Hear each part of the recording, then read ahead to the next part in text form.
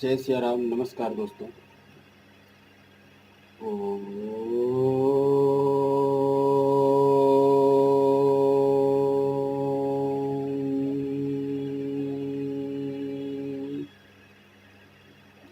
आपका स्वागत है हमारे YouTube चैनल दिव्य पुराण वाणी में। आप भविष्य पुराण की कथा का श्रवण कर रहे हैं। इसके अगले भाग में अब आपको जो संस्कार होते हैं, 16 संस्कार, उनके बारे में बताया गया। अब उसी संस्कार के अंतर्गत आपको इसे समावर्तन के बारे में बताया जा रहा है। समावर्तन क्या होता है, विवाह संस्कार कब कैसे करने चाहिए, ब्रह्मचर्य का नियम क्या है या ब्रह्मचारी किसे कहते हैं। इसी श्रृंखला में महाराज सुमंत मुनि महाराज शतानिक को उपदेश दे रहे हैं और कहते हैं कि कैसे वेद अध्ययन की विधि होती है, ओमकार गायत्री का महत्व क्या है, आचार्य के लक्षण क्या हैं, ब्रह्मचारी के धर्म क्या हैं, अभिवादन संस्कार क्या है, संस्कार क्या है, स्नातक की महिमा क्या है, माता पिता गुरु की महिमा क्या है। इन्हीं विषयों के बारे में इस भाग में प्रकाश डालते हैं। आशा करते हैं आपको यह भाग अच्छा लगेगा और इससे आपको बहुत ज्ञान प्राप्त होगा। सुमंत मुनि कहते हैं, हे राजन, ब्राह्मण का के शांत समावर्तन 16वें वर्ष में, क्षत्रिय का 22वें वर्ष में, वैश्य का 25वें वर्ष में करना चाहिए। स्त्रियों के संस्कार आमंत्रक करने चाहिए कि शांत संस्कार होने पर अनंतर गुरुग्राम में रहे या अपने घर में आकर के रहे। स्त्रियों के लिए जो मुख्य संस्कार है वो विवाह संस्कार कहा गया है। यहाँ तक हमने आपको उपनयन विधान बताया। अब आगे के कर्म बताते हैं। जैसे एक ब्रह्मचारी का क्या कर्म है। शिष्य का यज्ञोपवीत कर गुरु पहले उसको शौच, आचार, संध्योपासन, अग्नि कार्य सिखाए, वेद का अध्ययन कराए। शिष्य भी आचमन करके बैठे और उत्तराभिमुख होकर ब्रह्मजली बांधकर एकाग्रचित्त हो जाए, प्रसन्न मन से वेदाध्ययन के लिए बैठे। वेद आरंभ करने से पहले जो अंजलि बांधी जाती है उसे ब्रह्मजली कहते हैं। शिष्य गुरु का दाहिना चरण दाहिने हाथ से, बायां चरण बाएं हाथ से छूकर प्रणाम करे। वेद के पढ़ने के समय पहले आरंभ में और अंत में ओमकार का उच्चारण किया जाता है। यदि ओमकार का उच्चारण न किया जाए तो कहते हैं वो फल नष्ट हो जाता है, इसलिए आगे का पढ़ा विस्मृत हो जाता है। तो वेद अध्ययन में एक दूसरे की जो जोड़ने की कड़ी है उसको ओम के उच्चारण से शुरू करते हैं।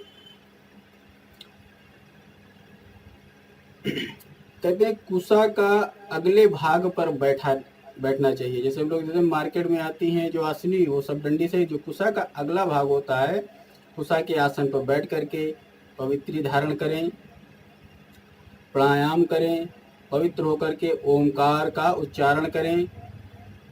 3 वेदों के प्रतिनिधिभूत आकार, उकार और मकार, इन तीनों वर्णों को तीनों वेदों से निकाला गया है। भूर्भुवः स्वः, ये तीनों व्याहृतियों गायत्री के 3 पाद वेदों से निकले हैं। इसलिए जो ब्राह्मण ओमकार व्याहृति पूर्वक त्रिपदा गायत्री का दोनों संध्याओं में जप करता है वह वेद के पुण्य को प्राप्त करता है। जो ब्राह्मण, क्षत्रिय, वैश्य अपनी क्रिया से हीन होते हैं, उनकी साधु पुरुषों में निंदा होती है, वो परलोक में भी कल्याण के भागी नहीं होते हैं। इसलिए कभी भी अपने कर्म का त्याग नहीं करना चाहिए। प्रणव, 3 व्याहृतियाँ, त्रिपदा गायत्री, ये सब मिलकर जो मंत्र बनता है उसे गायत्री मंत्र कहते हैं।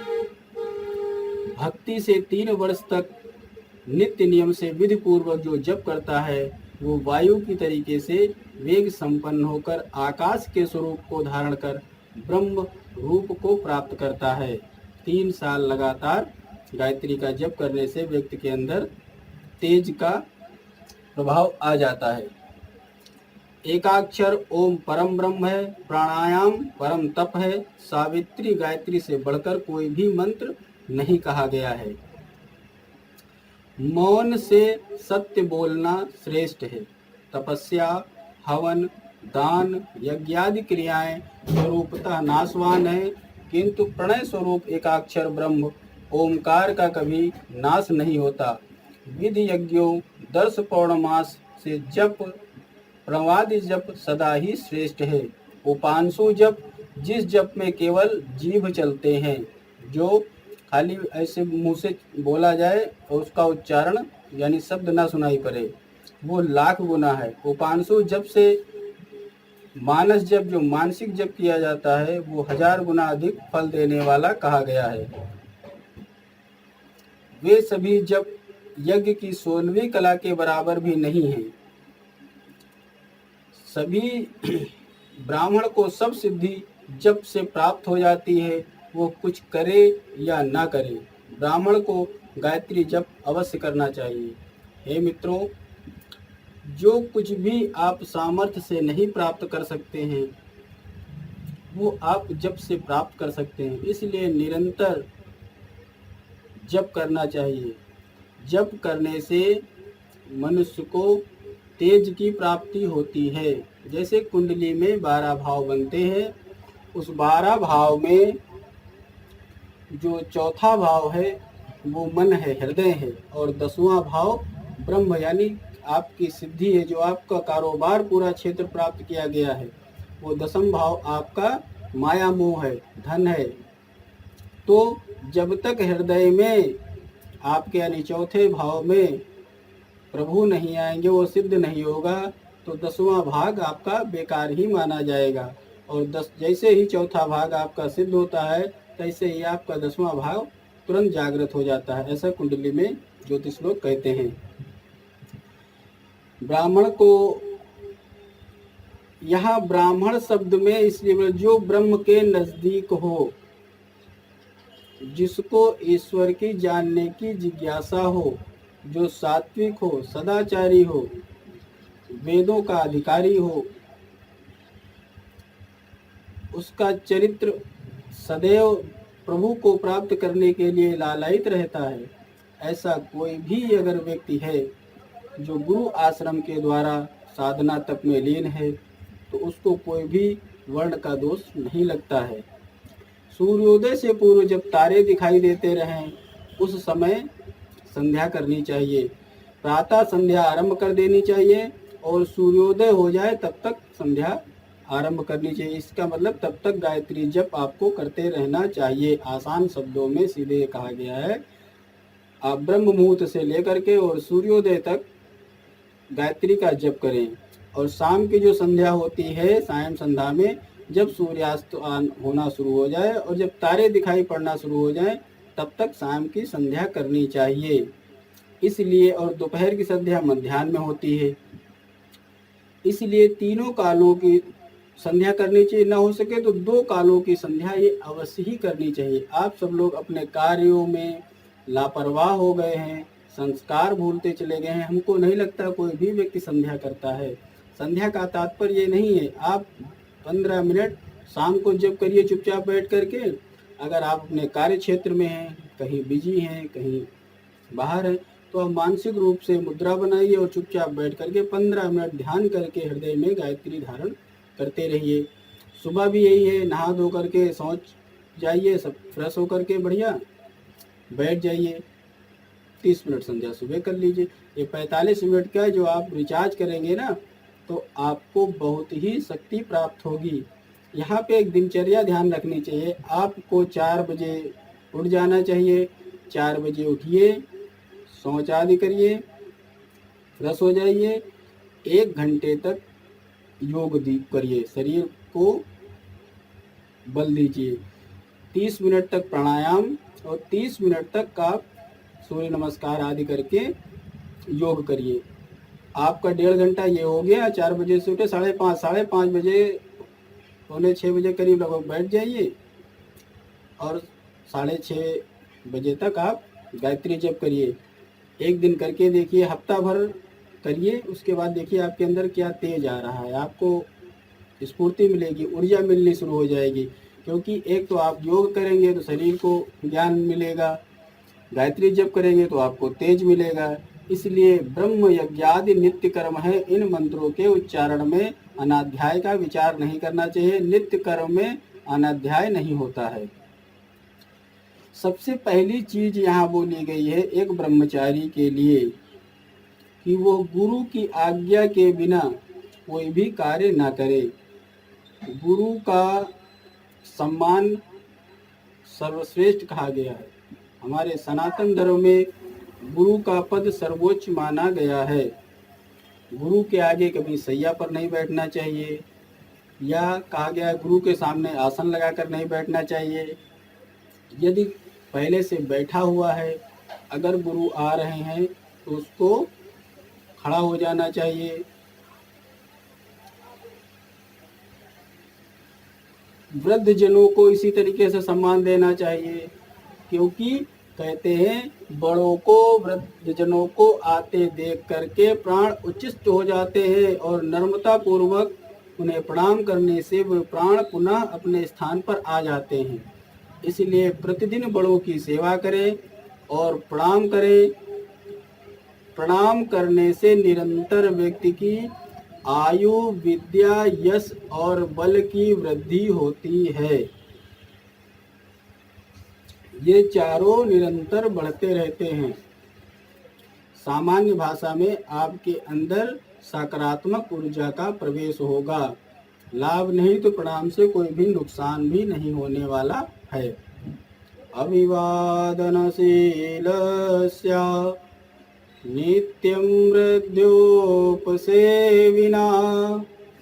चत्वारि सम्यक् वर्धन्ते आयु प्रज्ञा यशो बलम्। अभिवादन के समय किसी भी दूसरे की स्त्री को जिससे किसी भी प्रकार का संबंध ना हो उसे भवती आप कहकर सुभगे अथवा भगिनी अर्थात बहन कहकर संबोधित करें।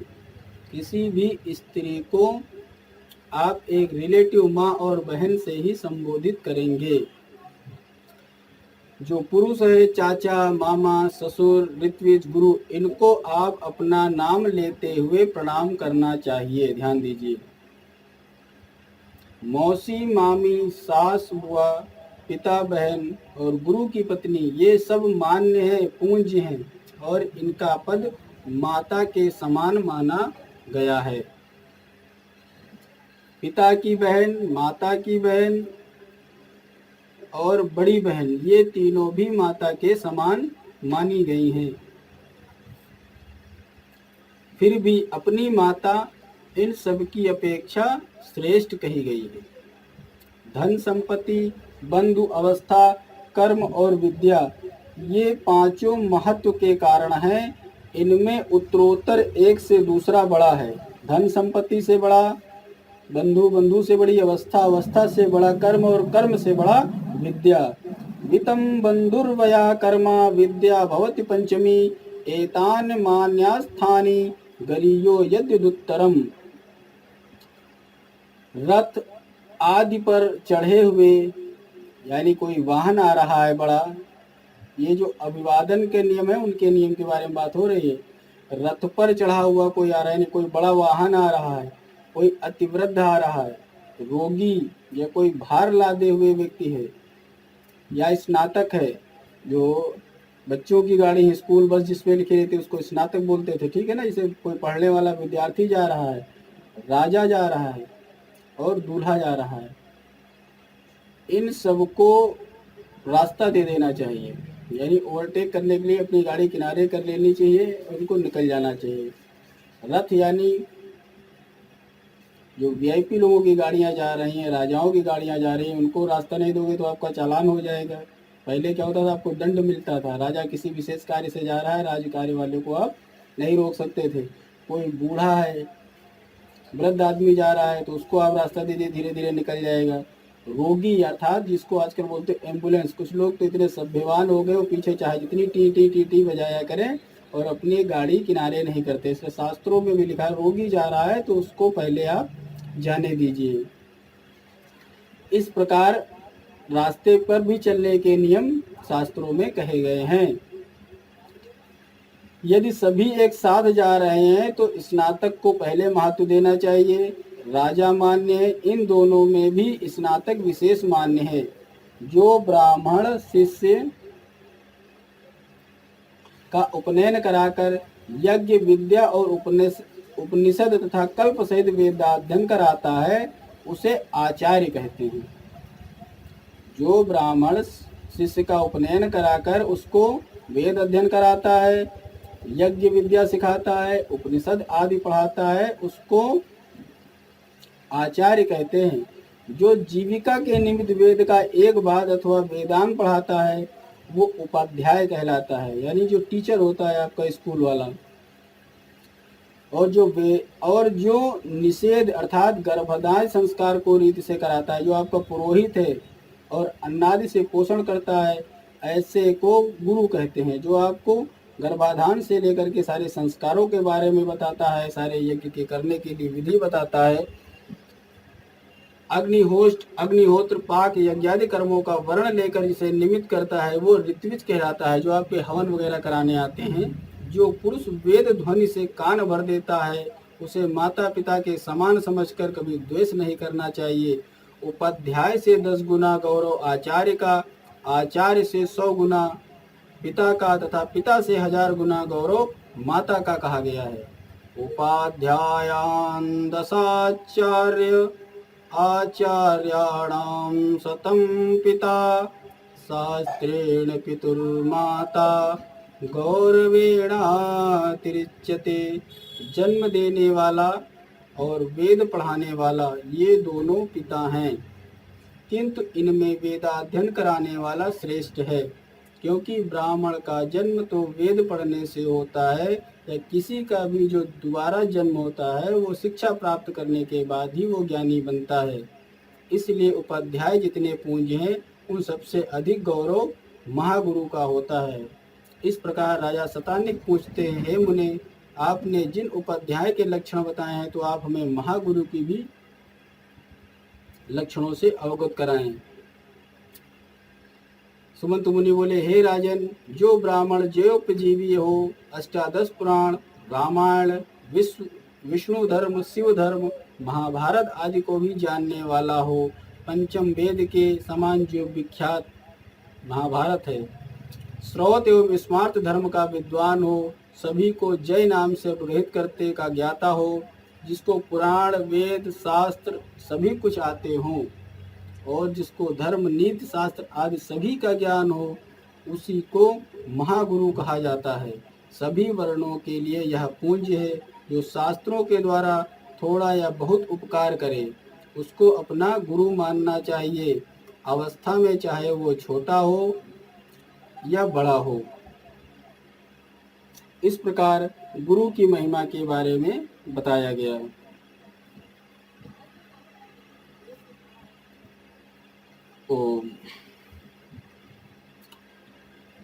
पूर्व काल में एक आख्यान बताते हैं कि गुरु छोटा हो या बड़ा हो इससे फर्क नहीं पड़ता है।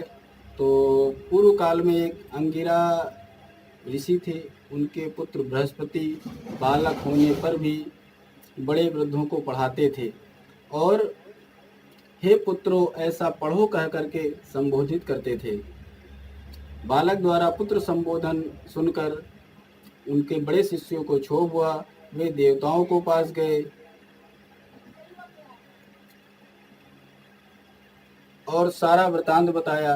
तब देवताओं ने कहा, हे पृथगणों, उस बालक ने न्यायोचित बात कही है, क्योंकि जो पैदा करता है या ज्ञान से बड़ा करता पैदा कर रहा है आपको, अज्ञ हो, कुछ भी ना जानता हो, वो सच्चे अर्थ में बालक है। किंतु जो मंत्र को देने वाला है, वेदों को पढ़ाने वाला है, उपदेशक है, वह युवा होने पर भी पिता के समान होता है। अवस्था अधिक होने से, केश श्वेत होने से, बहुत वित्त बंधु बांधवों के होने से कोई बड़ा नहीं हो जाता है। इसलिए उन्होंने कोई भी ऐसा गलत शब्द का उपयोग नहीं किया है। और उनको वापस कर दिया। इसी के संबंध में एक दृष्टांत था। संत ज्ञानेश्वर जी बहुत छोटे थे, उनकी महिमा बहुत दूर तक फैली हुई थी। उनसे मिलने के लिए एक संत लोग बहुत सिद्धि प्राप्त थे, बहुत तपस्वी थे, तो सोचे कि ये छोटा सा बालक है और इससे मिलना चाहिए। लेकिन वो ज्ञान में ज़्यादा था, उम्र में छोटा था, ये उम्र में बहुत बड़े थे, बहुत बड़े साधक थे। तो समझ नहीं पाए उसका संबोधन क्या लिखें। बड़ा संबोधित करके लिखें तो हम छोटे हो जाएंगे, छोटा लिखते हैं तो वो महान ज्ञानी है। तो इन्होंने कोरा कागज ही भेज दिया। तो कहते हैं संत ज्ञानेश्वर जी, उस कोरे कागज को पढ़ के जवाब देते हैं, क्या रे सट, इतने दिन पढ़ते पढ़ते तो कोरा का कोरा ही रहा। तो उस बालक के संबोधन करने से, संत ज्ञानेश्वर जी के संबोधन करने से ये उनके शिष्य बन गए जा कर के। तो इसलिए कोई उम्र से बड़ा छोटा नहीं माना गया है। ब्राह्मण के तो 3 जन्म होते हैं, एक माता से, दूसरा गर्भ से, तीसरा यज्ञोपवीत होने से और यज्ञ की दीक्षा लेने से। वही यज्ञोपवीत यानी यज्ञ की दीक्षा लेने से। देवताओं का प्रिय होने के लिए आपको ब्राह्मण बनना पड़ेगा, और ब्राह्मण बनने के लिए आपको ब्रह्मचारी के सारे नियम पालन करने पड़ेंगे, सभी आश्रमों को पालन करना पड़ेगा। ब्राह्मण बनना कोई कठिन नहीं है, लेकिन सदाचार के द्वारा ही आप ब्राह्मण बन सकते हैं। क्योंकि नित्य स्नान कर पवित्र होकर देवता ऋषियों पितरों का तर्पण करें। पुष्प फल जल समिधा मृतिका कुशा आदि से अनेक प्रकार काष्ठों का संग्रह करें। मद्य मांस गंध पुष्पमाला अनेक प्रकार के रस और स्त्रियों का परित्याग करें। हास परिहास से बचे। प्राणियों की हिंसा, शरीर में उबटन, अंजन लगाना, जूता छाता धारण करना, गीत सुनना, नाच देखना, जुआ देख खेलना, झूठ बोलना, निंदा करना, स्त्रियों के समीप बैठना, काम क्रोध और लोभ के वशीभूत हो जाना इत्यादि बातें ब्रह्मचारी के लिए निषिद्ध कही गई हैं। उसे संयम पूर्वक एकाकी रहना चाहिए। जल पुष्प गौ गोबर मृत्तिका और कुशा आवश्यकता अनुसार भिक्षा मांग करके लाए और अपने गुरु आश्रम को दे। वहां से जो प्रसाद उसको मिले वही अन्न उसके लिए भोजन बनेगा।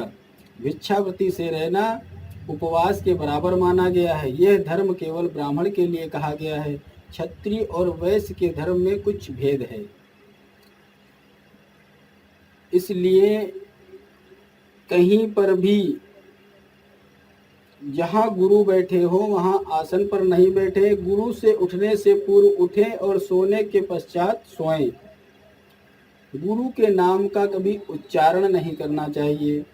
किसी भी बात में गुरु का अनुकरण न करें, नकल न करें, गुरु की निंदा न करें, और जहाँ निंदा या आलोचना होती है वहाँ से उठकर चले जाएं अथवा अपने कान बंद कर लें, जैसा भविष्य पुराण में वर्णन किया गया है।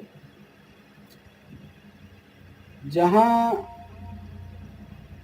आपके इष्ट की बुराई हो रही है तो आप कुछ विरोध न कर पाओ, आपको वहां से उठकर चल देना चाहिए। ये नियम बताया गया है। ठीक है। परिवादस्था निंदा गुरोर्यत्र प्रवर्तते कर्णो तत्र पिदातव्यो गंतव्यं वा ततोऽन्यतः। एक बात और विचार में आ जाती, आजकल के जो मॉडल गुरु निकल रहे हैं तो इनके बारे में शास्त्रों में वर्णन नहीं किया गया है। वैसे भी अगर आप दीक्षित हैं, अगर आपने किसी को गुरु बना लिया है तो कहा गया है कि गुरु की अच्छी अच्छी बातों को ग्रहण करना चाहिए, गुरु की बुराइयों को नहीं धारण करना चाहिए। इसलिए सदैव अच्छी अच्छी बातों को लीजिए। एक वाहन, शिला, एक नौका आदि पर बैठ सकता है। गुरु तथा श्रेष्ठ संबंधी जनों गुरुपुत्र के साथ गुरु के समान ही व्यवहार करना चाहिए। गुरु की सवर्णा स्त्री गुरु के समान ही समझे, परंतु गुरु पत्नी के उबटन लगाना, स्नान कराना, चरण दबाना क्रियाएं निषिद्ध करी गई हैं। गुरु की पत्नी को गुरु के समान समझना चाहिए, लेकिन जो सेवा गुरु की की जा रही है वो शारीरिक सेवा गुरु पत्नी के लिए मना किया गया है, क्योंकि आप ब्रह्मचारी हैं। स्त्री में भले माँ ही हो, आप माता की भी सेवा करने के लिए आदेशित उस तरीके से नहीं किए गए हैं कि आप उसको उबटन लगाएं, पैर दबाएं या स्नान आदि कराएं, चरण दबाएं।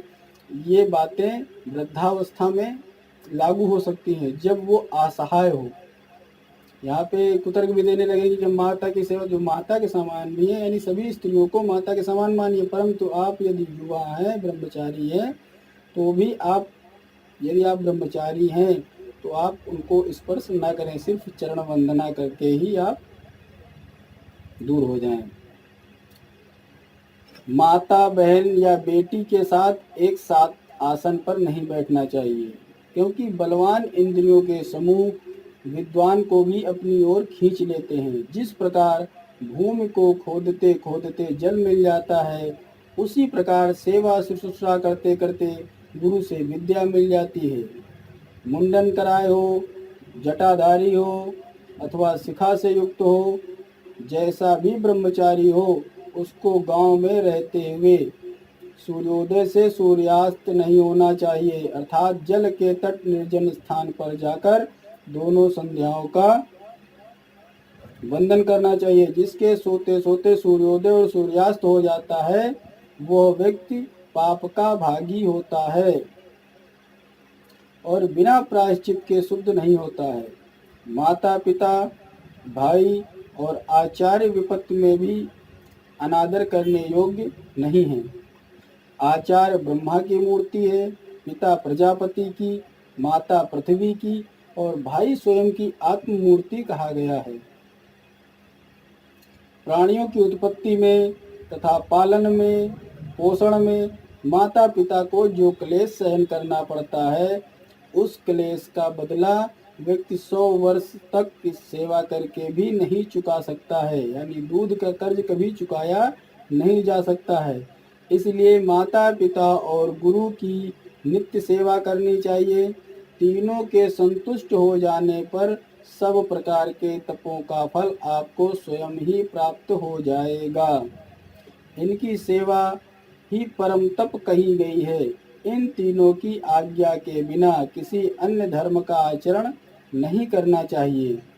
ये तीन ही जो लोग हैं, तीनों लोक हैं, यही तीनों आश्रम है, यही तीनों वेद हैं, यही तीनों अग्नियां हैं।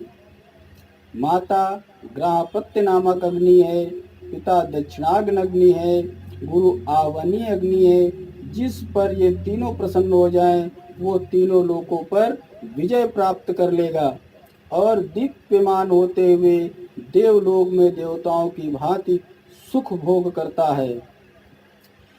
त्रिषु तुष्टेषु चैतेषु त्रिलोकान् जयते ग्रही दीप्यमाना स्वावपुषा देववद दिवि मोदते। पिता की भक्ति से इहलोक, माता की भक्ति से मध्यलोक और गुरु की सेवा से इंद्रलोक प्राप्त होता है। जो इन तीनों की सेवा करता है, उसके सभी धर्म सफल हो जाते हैं। जो इनका आदर नहीं करता, उन सभी की सभी क्रियाएं निष्फल हो जाती हैं। कितने भी आप यज्ञ कर लो, कितने भी बड़े आप दानी बन जाओ, कितने भी बड़े आप धर्मात्मा बन जाओ, यदि आप माता पिता गुरु के हृदय में स्थान नहीं बना पाए, तो यकीन जानिए आपको देवता भी अपनी शरण में नहीं लेंगे। ये तीनों जब तक जीवित रहते हैं, तब तक इनकी नित्य सेवा करनी चाहिए। धर्म में पुरुष का संपूर्ण कर्तव्य पूरा हो जाता है। यही धर्म है। हमारा जो जीवन हुआ है, जो जीवन के सारे कार्य हैं, जिस दिन वो पूरे हो जाएंगे, बस उसी दिन हमारा वो धर्म पूरा हो जाएगा। यही कर्तव्य ही साक्षात धर्म कहा गया है। अन्य सभी उपधर्म हैं। माता पिता गुरु की सेवा करना ही साक्षात धर्म का रूप है। उत्तम विद्या अधम पुरुष में भी हो तो उससे ग्रहण कर लेनी चाहिए। इस प्रकार चांडाल से भी मोक्ष की शिक्षा, नीच कुल से भी उत्तम स्त्री और विष से भी अमृत, बालक से भी सुंदर उपदेश, शत्रु से भी सदाचार, अपवित्र स्थान से भी स्वर्ण ग्रहण कर लेना चाहिए। उत्तम स्त्री, रत्न, विद्या, धर्म, शौच, सुभाषिन यानी उपदेश, अनेक प्रकार के शिल्प जहाँ से भी प्राप्त हो ग्रहण कर लेने चाहिए। गुरु के शरीर त्याग पर्यंत जो गुरु की सेवा करता है वो श्रेष्ठ ब्रह्मलोक को प्राप्त होता है। पढ़ने के समय गुरु को कुछ देने की इच्छा न करें, किंतु पढ़ने के अनंतर गुरु की आज्ञा पाकर भूमि, स्वर्ण, गौ, घोड़ा, छत्र, उपाना, धान्य, शाक, वस्त्र अपनी शक्ति के अनुसार गुरु दक्षिणा के रूप में अवश्य प्रदान करना चाहिए। जहाँ तक हो सके धर्म के रूप में आप अपनी आय का कुछ भाग अपने गुरु को अवश्य प्रेषित करते रहें। अपने आश्रम, सबसे पहले तो किसी न किसी आश्रम से जुड़ना चाहिए। आपका कोई न कोई शरीरधारी सदगुरु होना ही चाहिए। गुरु का देहांत हो जाए तो गुणवान गुरुपुत्र, गुरु की स्त्री और गुरु के भाइयों के साथ भी गुरु के जैसा व्यवहार करना चाहिए। इस प्रकार जो अविच्छिन्न रूप से ब्रह्मचारी धर्म का आचरण करता है वो ब्रह्मलोक को प्राप्त होता है। सुमंतु मुनि बोले, हे राजन, इस प्रकार मैंने ब्रह्मचारिणी धर्म का वर्णन किया। ब्राह्मण का उपनयन वसंत में, क्षत्रिय का ग्रीष्म में और वैश्य का शरद ऋतु में प्रस्त माना गया है। अब गृहस्थ आश्रम का जो चर्चा है वो आपसे अगले भाग में की जाएगी। ये भाग आपका बहुत बड़ा हो रहा है, इसलिए विवाह संस्कार के उपक्रम में स्त्रियों का शुभ अशुभ लक्षण, गृहस्थ आश्रम क्या होता है, प्रयास करेंगे कि 30-30 मिनट के ही वीडियो हो, इससे बड़े ना हो पाए। आपको अगले भाग में प्रस्तुत करते हैं। श्री राधे।